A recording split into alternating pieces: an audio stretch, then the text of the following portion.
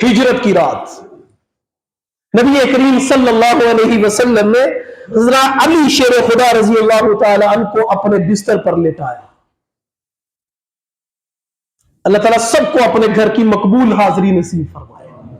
آپ جب سعی کرتے ہیں, جہاں سے مطاف شروع ہوتی ہے, طواف جہاں سے شروع کرتے ہیں, پھر اس کے بعد آپ طواف کرنے کے بعد جب آپ سعی کی طرف جاتے ہیں, صفا اور مروہ سے جب ہم فارغ ہو کر باہر کی طرف نکلتے ہیں تو جہاں پر واش روم بنے ہوئے ہیں یہ ابو جہل کی آبادی اور اس کا گھر ہے. پھر اس سے دائیں طرف کو اگر دیکھتے ہیں تو ذرا اونچا سا کر کے کتب خانہ بنا ہوا ہے, یہ مولد النبی صلی اللہ علیہ وسلم لکھا ہوا ہے, یہ میرے نبی کی جائے ولادت اور میرے نبی کا گھر ہے. موجودہ صورتحال میں باب عبدالعزیز کے بالکل سامنے, موجودہ کلاک ٹاور کے بالکل پیچھے آج بھی اس آبادی کا نام مصفلا ہے, علاقے محلے کا نام مصفلا. اب آئے ذرا ہجرت کی طرف.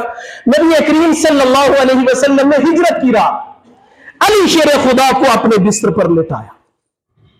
ہمارے عقیدے کی خوبصورتی, ہمارے عقیدے کا حسن, ہم اس کو بھی مانتے ہیں جس کو میرے نبی نے اپنے بستر پر لٹایا, ہم اس کو بھی مانتے ہیں جس کی گود کو میرے نبی نے اپنا بستر بنایا, ہم اس کو بھی مانتے ہیں جس کو میرے نبی نے اپنی لاڈلی بیٹی فاطمہ دی, ہم اس کو بھی مانتے ہیں جس کی لاڈلی بیٹے میرے نبی نے اپنے نکاح میں لی, ہم اس کو بھی مانتے ہیں جو نجم اشرف کے اندر موجود ہے, ہم اس کو بھی مانتے ہیں جو روضہ رسول کے اندر آج بھی محمد رسول اللہ صلی اللہ علیہ وسلم کے ساتھ موجود ہے. ہمارے عقیدے کا یہ حسن ہے.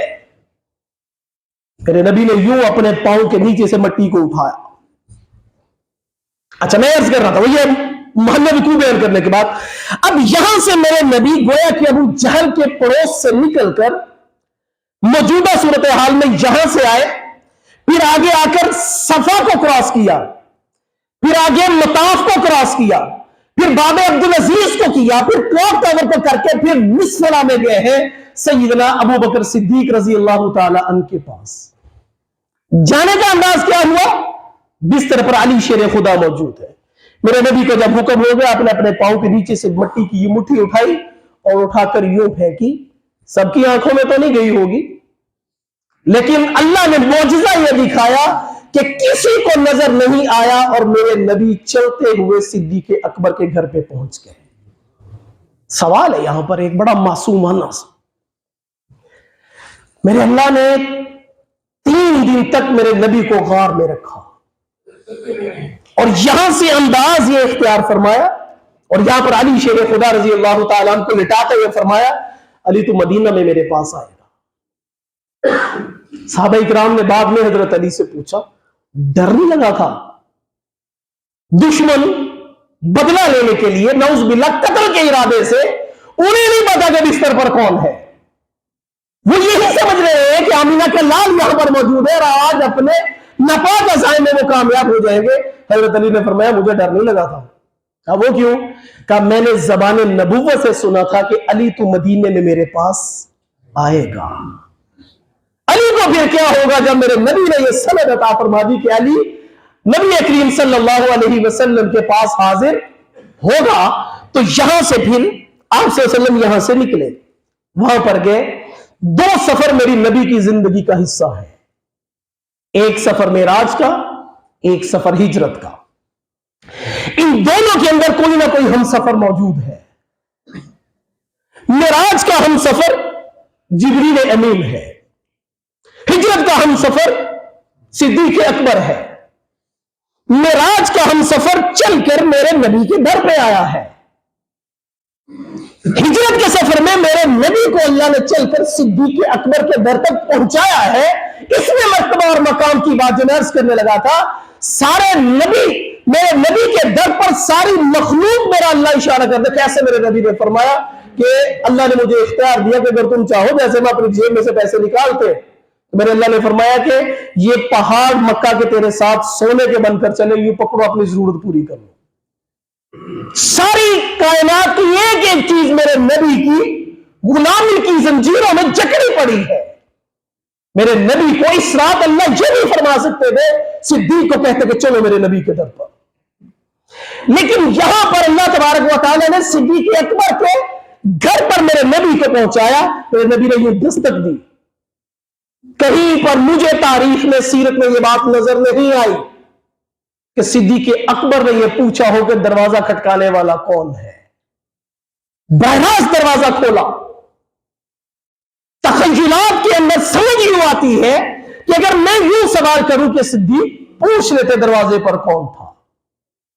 دشمنوں کی دشمنی لینے کی رات تھی, ہجرت کی رات تھی, کڑی رات تھی, تو صدیق اکبر گویا کہ تخیل میں یوں جواب دیتے ہیں جس کی آہٹ کا صدیق کو پتہ نہ چلے پھر وہ صدیق ہی نہیں ہے. اس کے کھٹکے سے پتہ چلے کہ یہ محبوب خدا ہے, صدیق کہتے ہی اس کو ہے. آئے دروازہ کھولا, یا رسول اللہ. کہا چلے, اللہ کا حکم ہو گیا. اب وہاں سے 3 اتنے افراد میں پہنچایا مٹی پھینک کر میرے اللہ نے, کسی کو نظر نہیں آیا. غار تک کا جب سفر ہوا, اب ہم سفر کے لیے وہاں پر جبریل آئے میرے نبی کے در پر, اور یہاں سے میرے نبی گئے صدیق کے در پر یہ بتلانے کے لیے کہ کوئی یہ نہ سمجھے, کوئی یہ نہ کہے اگر صدیق میرے نبی کے در پر خود چل کے آ جاتے تو جس طرح آج فتنوں کا دور ہے, جس طرح آج فیبریکیٹڈ سکالرز کا دور ہے, جس طرح آج عربی سے نابلد ہو کر اردو ترجمے پڑھ کر سکالر بننے کا ذوق ہے, تو کوئی یہ سمجھ سکتا تھا صدیق اپنی مرضی سے چل کر نبی کے پاس آیا. آنا کسی اور صحابی نے تھا.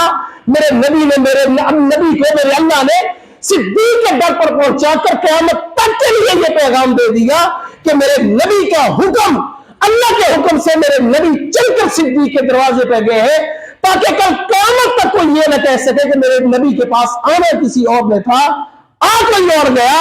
نبی کے ساتھ بات کرنے کی جرت کسی کو نہیں ہوگی. میرے نبی وہاں پر گئے.